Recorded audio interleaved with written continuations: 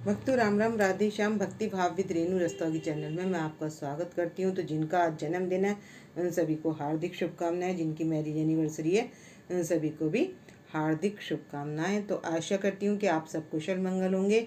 तो आप सभी को मोहिनी एकादशी की हार्दिक शुभकामनाएं। तो आज की वीडियो रहने वाली है कि मोहिनी एकादशी कब है और किसकी पूजा की जाती है और इसमें पारायण किस किस साथ किस चीज़ को लेकर करें। तो वीडियो शुरू करते हैं। तो सबसे पहले हमने क्या करना है, चौकी पर एक पीला वस्त्र बिछा लेना है और उसके बाद आपकी जुगल जोड़ी सरकार राधा रानी जो भी हैं उनको पधार लें और उनको क्या बनाएं, मोहिनी रूप दें। तो सबसे पहले आप दर्शन कर लीजिए हमारे मोहिनी रूप के। तो ये हमारे छोटे लाला हैं, तो आप इनके दर्शन कर लीजिए। और ये हमारे कान्हा जी हैं, इनके दर्शन कर लीजिए। और ये कान्हा जी को हमने लाडली बना लिया है। और ये हमारी लाडली जू हैं ही। और ये हमारे लालजू यानी कि विष्णु भगवान के विग्रह हैं ये। तो आज जो पूजा की जाती है वो विष्णु भगवान जी की, लक्ष्मी नारायण जी के साथ पूजा की जाती है। और विष्णु भगवान के विग्रह हमारे लड्डू गोपाल जी, तो इनको हमने मोहिनी रूप धारण कराया है। तो आपको ये बताना है कि आपको हमारे लालजू का, लाडली का और कान्हा जी का और हमारी छोटी लाली का, सभी का आपको श्रृंगार कैसा लगा और मोहिनी रूप का दर्शन आपको कैसा लगा। और आपने भी अपने लड्डू गोपाल जी को मोहिनी रूप धारण कराना है। किस दिन? तो भक्तों आपकी बार जो एकादशी पड़ रही है वो है 19 मई की एकादशी है। इतवार संडे का दिन पड़ रहा है। तो संडे को तुलसी पत्र तोड़ते नहीं हैं और इसलिए आप एक दिन पहले ही तुलसी पत्र तोड़ लें। और यदि आप भूल से तुलसी पत्र तोड़ना भूल जाते हैं तो आपके पास सूखी तुलसी की लकड़ी हो तो आप उसको रख लें। और तुलसी माला हो तो आप अपने लड्डू गोपाल जी को धारण करा दें और भोग लगा दें। या तुलसी का कोई छोटा पौधा हो वो आप अपने लड्डू गोपाल जी के पास रख दें। तो ये मैंने 2-3 तरीके आपको बता दिए हैं। यदि आप ना तोड़ पाओ तो ऐसा कर सकते हो, क्योंकि तुलसी पत्र रखना या तुलसी का पौधा रखना, क्योंकि तुलसा महारानी है हमारे विष्णु भगवान की। तो आप चाहे दासी के रूप में सेवा कर लें या महारानी के रूप में सेवा कर लें, सेवा तो एक ही भाव से जाती है। तो इसलिए आप तुलसी पत्र अगर नहीं तोड़ पाए हैं तो इस तरीके से भी आप लड्डू गोपाल जी की पूजा कर सकते हैं। तो भक्तों विष्णु भगवान के दिया जो है वो आप तुलसी की लकड़ी से भी जला सकते हैं। तो इसकी वीडियो मेरे चैनल पर अपलोड है, तो आप वहाँ पर भी देख सकते हैं। तो इसके बाद क्या करेंगे, हम बात कर लेते हैं। इसके बाद हम बात कर लेते हैं कि अब हमारी एकादशी 19 तारीख को जो है वो कब आ रही है। तो भक्तों 18 तारीख को आ रही है 11:40 या 50 के अंतर में। तो एकादशी 11 साढ़े 11 बजे के बाद आ रही है।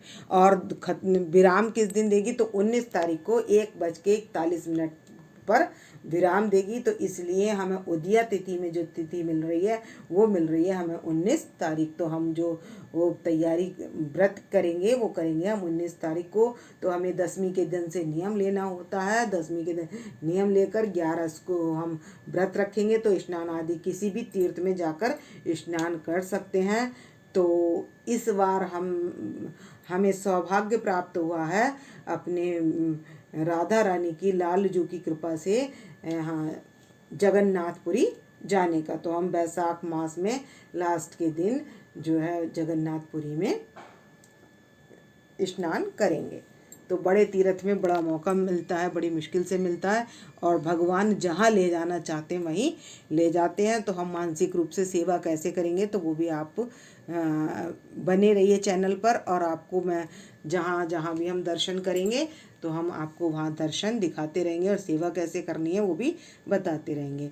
तो अब हमने एकादशी पर इनको सभी को विराजमान कर लिया। द्वादशी का पारायण कब करना है? तो भक्तों द्वादशी का पारायण करना है हमने 5:15 बजे से लेकर 8:30 बजे तक हम पारायण कर सकते हैं।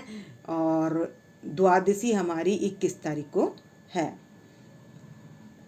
तो पारायण हम कुशा से भी कर सकते हैं, तुलसी पत्र से भी कर सकते हैं और चरणामृत से भी कर सकते हैं। और यदि नहीं हो तो यदि गंगा जल भी आपके पास हो तो आप पारायण उससे भी कर सकते हैं।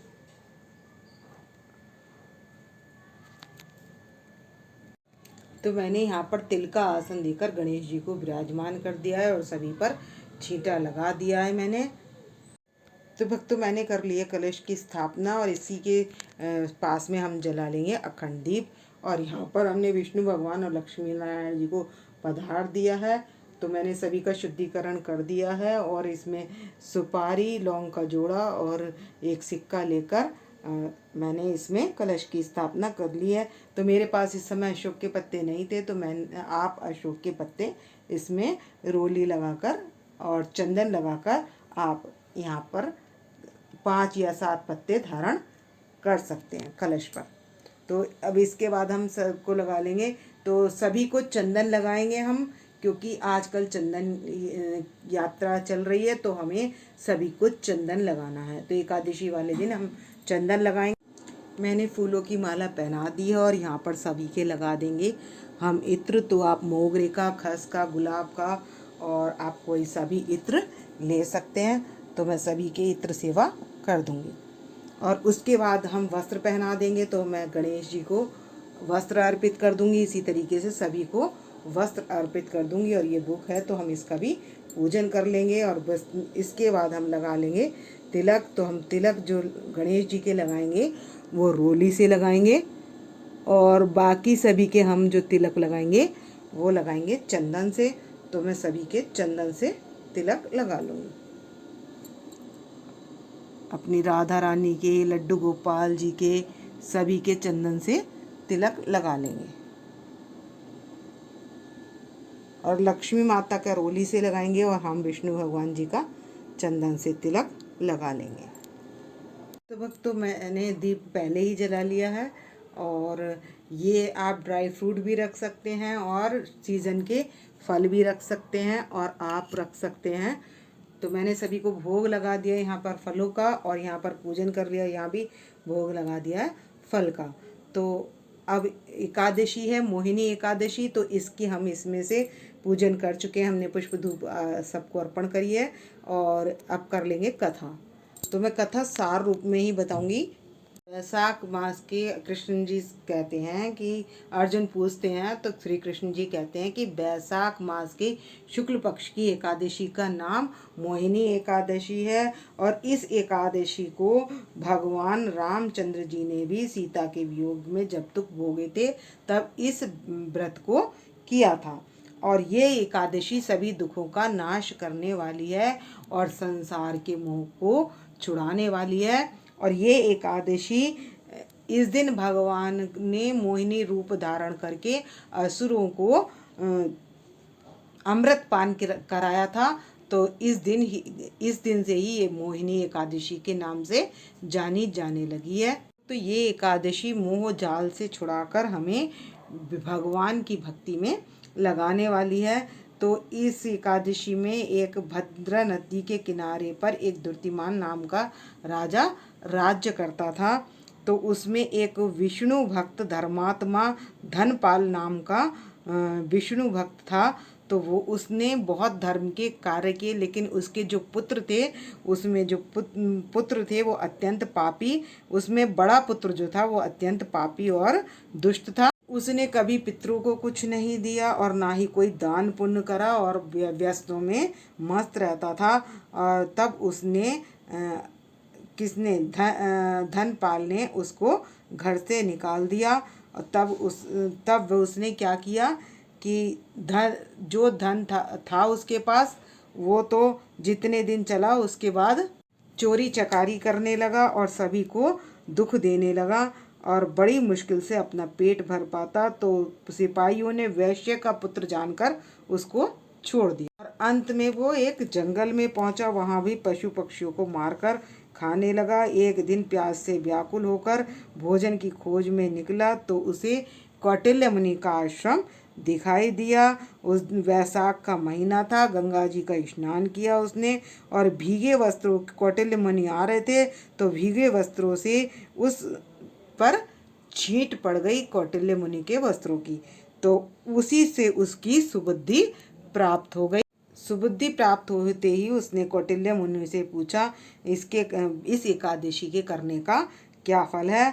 और तब उन्होंने कहा इस एकादशी के करने से जो तेरे पाप हैं वो सारे नष्ट हो जाएंगे। और मुनि के बताए अनुसार उसने मोहिनी एकादशी का व्रत के प्रभाव से उसके सारे पाप नष्ट हो गए और अंत में वो गरुड़ पर चढ़कर विष्णु लोक को चला गया। तो इस व्रत से मोह आदि सारे पाप नष्ट हो जाते हैं और अंत में विष्णु लोक की प्राप्ति होती है। सुनने से और कहने से जो पुण्य प्राप्त होता है वो 1000 गौदान से भी अधिक है। तो ये मैंने सार रूप में आपको एकादशी की कथा श्रवण करा दी। और इसके बाद हम करेंगे एक विष्णु भगवान जी की आरती और एक करनी है गंगा जी की आरती। और बुक में यहाँ पर 26 एकादशियों के नाम होते हैं। तो ये जो हैं 26 एकादशियों के नाम हर बार ले लेने चाहिए, क्योंकि सभी एकादशी पुण्य को प्रदान करने वाली है और एक एक एकादशी के नाम लेने से भी बहुत पुण्य की प्राप्ति होती है। तो हम जो कथा सुन रहे थे संकल्प के पैसे या तो हम विष्णु भगवान जी के पास या गणेश जी के पास यहाँ पर इनके पास रख देंगे। और ये पैसे हमने ब्राह्मण को देने होते हैं तो हम ब्राह्मण को दे देंगे। तो अब हम कर लेंगे आरती। तो हम घंटी बजाकर कर लेंगे आरती। तो हम कर लेंगे बांके बिहारी तेरी आरती गाऊं, हे गिरधर तेरी आरती गाऊं, आरती गाऊं प्यारे तुमको मनाऊं, हरि चरणों में शीश झुकाऊं। और अब कर लेंगे गंगा जी की आरती। ओम जय गंगे माता मैया, जय गंगे माता, जो नर तुमको ध्याता सो नर तर जाता। ओम जय गंगे। तो इस आरती पूरी होने के बाद हम जोत का जल लेकर, जो हमने पूजा में शंख में जल रखा है, उसको छिड़क कर चारों तरफ से जोत की घुमा देंगे और जोत ठंडी करके हम अपने सभी देवी देवताओं को दे देंगे। और उसके बाद हम सभी परिवार के जन जोत ले लेंगे। तो भक्तों इस वीडियो का करूँगी यहाँ पर क्षमा प्रार्थना कर लेंगे और जो पुष्पांजलि है वो पुष्पांजलि अर्पित कर देंगे। क्षमा प्रार्थना कर पूरी गौरम करुणारम संसारी सारम भुजगेन्द्रहारम सदा वसंतम हृदयारविंदे भवम भवामी सहितम नमामि। तो भक्तों इस वीडियो का करूँगी मैं यहीं पर एंड। यदि आपको मेरी वीडियो पसंद आए तो प्लीज़ लाइक करें, सब्सक्राइब करें और शेयर करना ना भूलें। कमेंट्स में आप अपने राधा रानी के, मोहिनी भगवान के अवतार के रूप के दर्शन में हाजिरी लगा सकते हैं या अपने लक्ष्मी नारायण भगवान के चरणों में हाजिरी लगा सकते हैं। और आपको बताना है कि आपका इनका श्रृंगार आपको कैसा लगा। तो मिलते हैं नेक्स्ट वीडियो में। भक्तों राम राम, राधे श्याम।